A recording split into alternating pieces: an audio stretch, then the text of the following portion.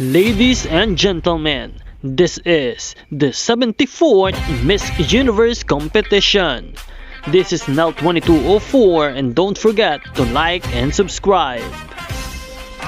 Magandang araw Pilipinas and good day pageant lovers! Today ay pag-uusapan natin ang walang kupas sa ganda at pasabog ng confidence ng pambato ng Pilipinas sa Miss Universe ngayong taon na walang iba kundi si Maria Atisa Manalo.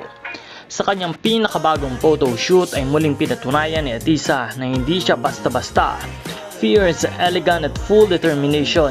Mapapansin natin sa mga kuha na hindi lang beauty ang dala niya, kundi pati na rin strength at readiness para sa laban. Para bang sinasabi niya that universe, ready ka na ba kasi ako ay handang-handa na. Alam naman natin na malaki ang role ng photoshoot sa pageant journey ng isang kandidata.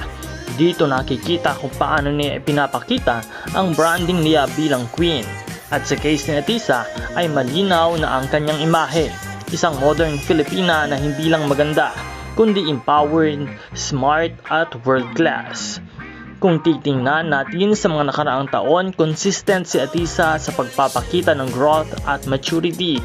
Hindi siya bago sa pageantry dahil nasubukan na niya dati ang international stage at ngayong Miss Universe. Kita na mas focus at mas determinado ang ating pambato. This photoshoot is a strong testament na handa siyang makipagsabayan sa pinakamagandang babae mula sa iba't ibang bansa. Siyempre, hindi rin nagpahuli ang mga fans at bumuhos ang suporta at papuri online. Maraming netizens ang nagsasabi na si Atisa ang next Miss Universe at hindi malayo na mangyari iyon kung pagbabasehan natin ang kanyang looks, preparation at strong advocacy.